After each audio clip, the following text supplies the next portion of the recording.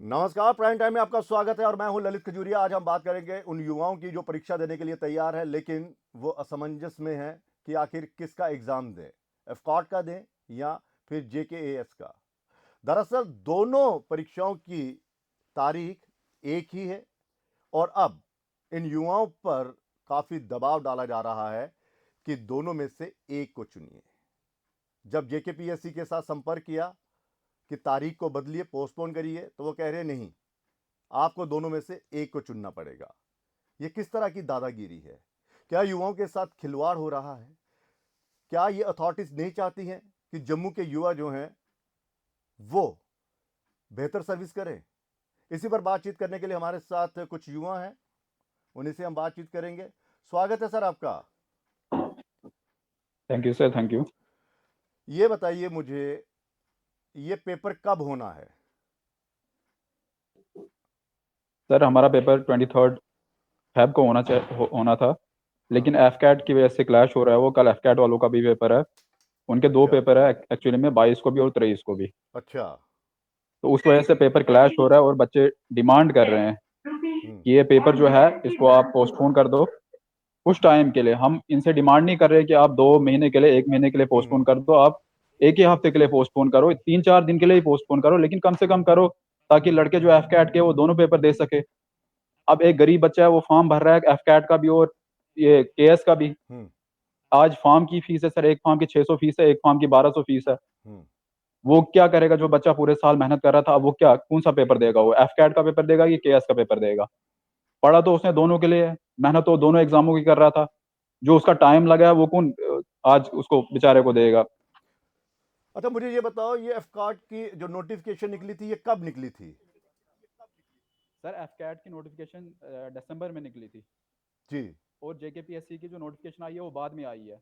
तो इतना बड़ा बोर्ड है जेकेपीएससी, क्या इन्हें देखा नहीं कि एग्जाम कोई क्लैश हो रहा है इस एग्जाम के साथ? क्या है नहीं, ये तो नॉन सीरियसनेस है जेकेपीएससी की कि वो पहले नहीं देख रहे हैं कि कौन से एग्जाम हमारे क्लैश हो रहे हैं या नहीं हो रहे हैं।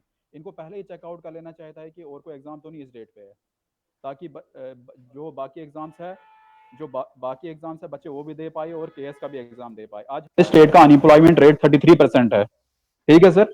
और मैं रीजन यही है, हमारे साथ यही होता है यहाँ पे। जैसे ही एग्जाम डेट निकलती है, या तो कोई एग्जाम क्लैश कर रहा होता है या तो और कुछ हो रहा होता है, कोई ना कोई इशू बनता रहता है हमारे स्टेट में। और आज हमें 3 दिन हो गए, हम सीएम को ढूंढ रहे हैं। हम्म। सीएम का कोई अता पता ही नहीं हमें कि वो किस दुनिया में है। मेरी गुजारिश है नासा वालों से कि उसकी लोकेशन चेक करे, वो किधर है, किस दुनिया में है वो।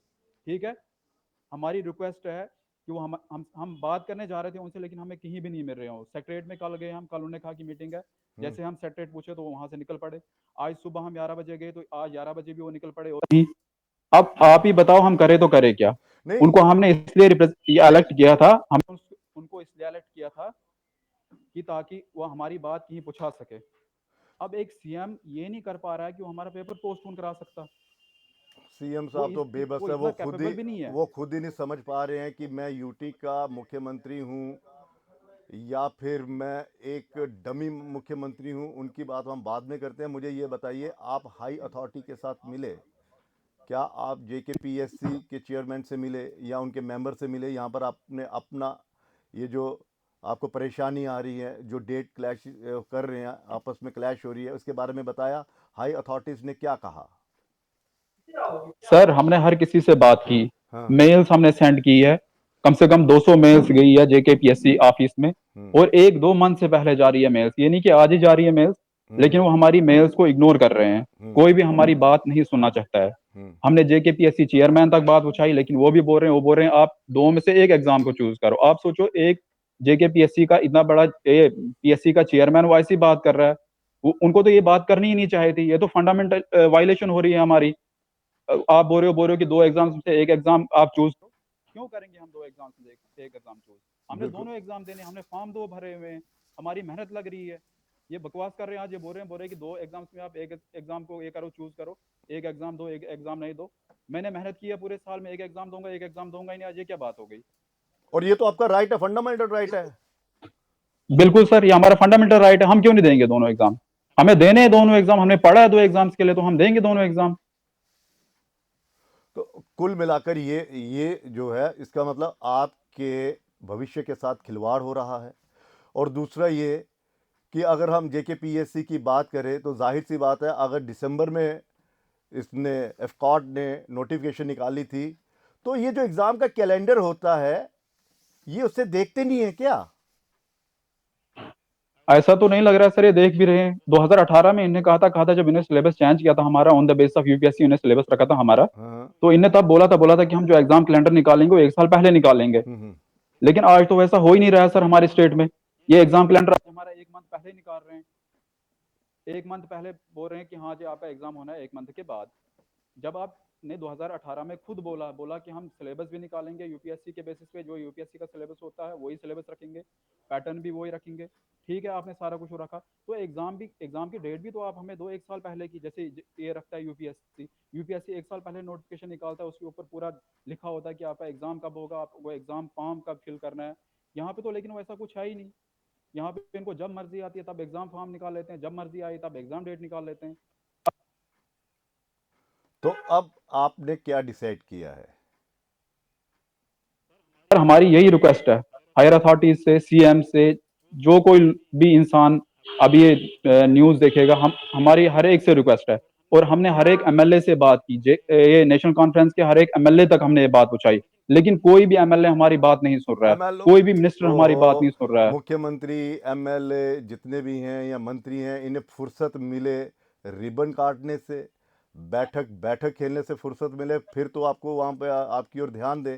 स्कीना इट्टू जी का मैं एक वहाँ पर उन्होंने बयान दिया है, वो कह रहे हैं बिल्कुल, हमने भी देखा था। हम हाई अथॉरिटीज़ के साथ बात कर रहे हैं। कब बात करेंगे वो? आपको क्या लगता है, जब एग्ज़ाम हो लेकिन बात जाएगा? कब करेंगे वो? हमारा एग्जाम तो परसों है।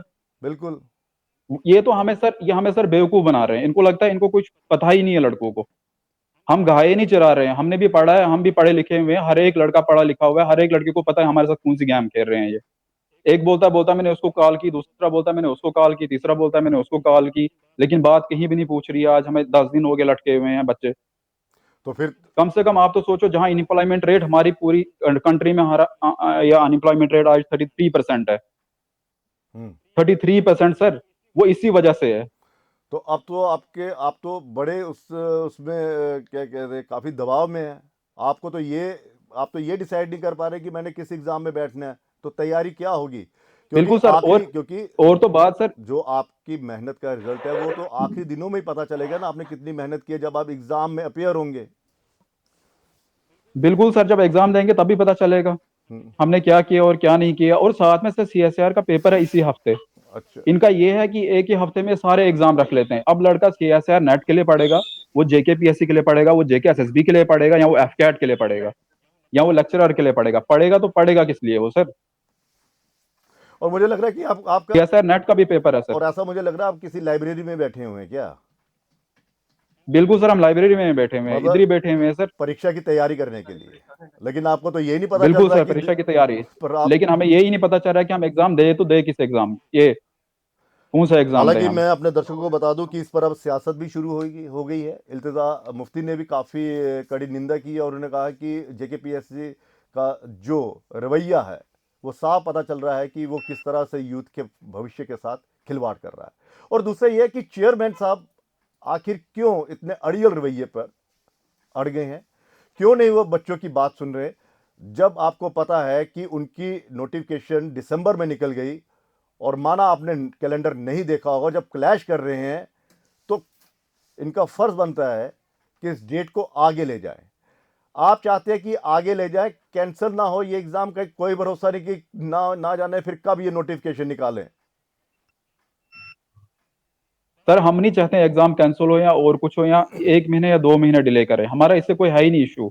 अगर एक दिन ये डेफर करेंगे ना, एक दिन से इनको कोई फर्क ही नहीं पड़ना है सर। 2 दिन डेफर करें ये, ताकि जो बच्चों ने फॉर्म भरा हुआ है कैट वालों ने, वो पेपर दे कम से कम, एग्जाम हॉल में तो बैठे कम से कम।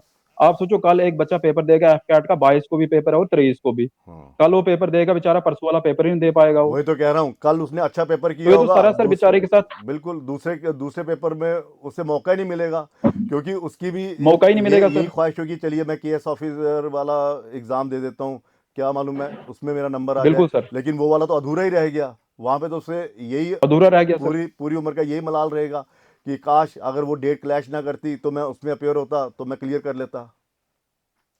बिल्कुल सर, ये तो हमारा हक छीन रहे हैं सर, सीधे सीधे।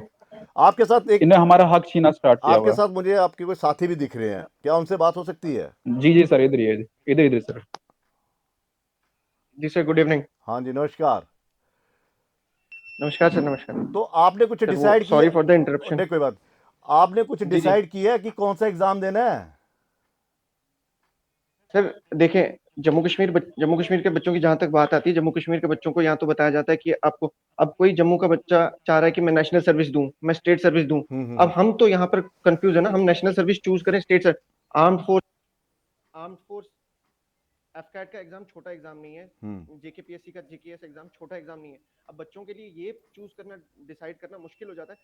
अब यहाँ पर सर, और ये देखो हमारी गवर्नमेंट की इतनी वो देखो कि लापरवाही देखो, इतने बिसाइड्स इतने ट्वीट्स करवा दिए, इतने फोन्स इनको गए हैं। हमारे सलमान सागर सर ने ट्वीट करा है, महराज साहब मलिक ने ट्वीट करा है, हमारे एमपी साहब रूहुल्ला साहब ने ट्वीट करा है, कितने सारे इल्तिजा मुफ्ती मैम उन्होंने ट्वीट करा है। इवन पर्सनली इनको फोन कॉल्स गई हैं कि बच्चों की प्ली को सुना जाए। चेयरमैन के हम 10वीं चक्कर लगा लगा के चेयरमैन के पीएससी के हम थक गए।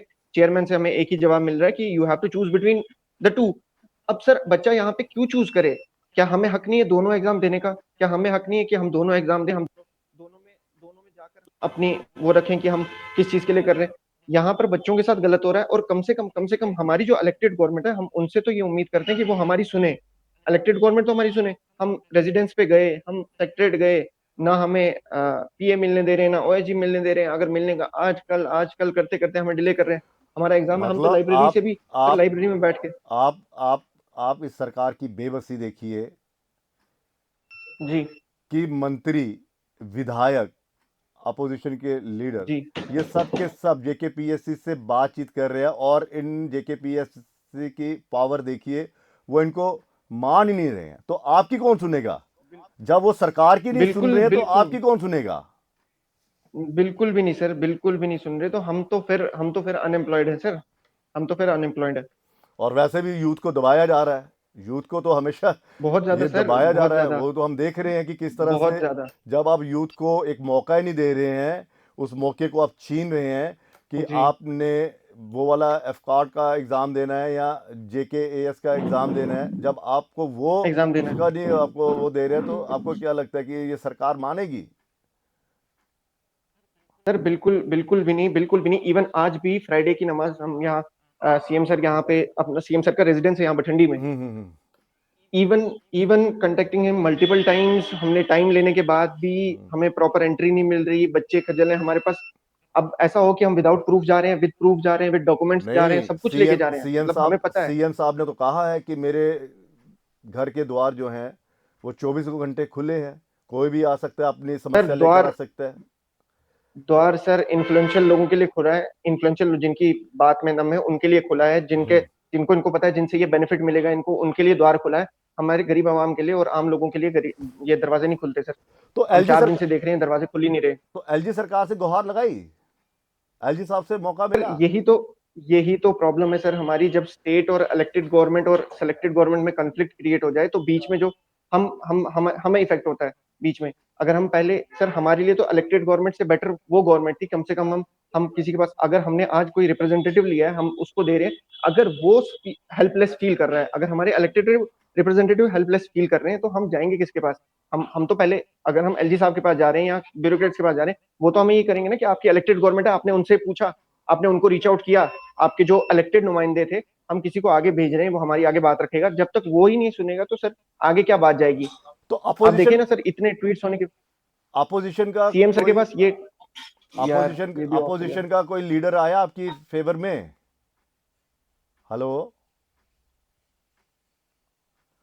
लगता है कोई तकनीकी खराबी आ गई है। तो सवाल फिर वही है। देखिए, साफ पता चल गया कि दो पावर जो सेंटर्स हैं उसमें किस तरह से युवा जो है वो पिस रहा है। एक पावर सेंटर जो है वो एलजी साहब का है और एलजी साहब भी इंटरवीन नहीं कर रहे हैं, और दूसरा पावर सेंटर है मुख्यमंत्री साहब का, और मुख्यमंत्री साहब मिल नहीं रहे हैं।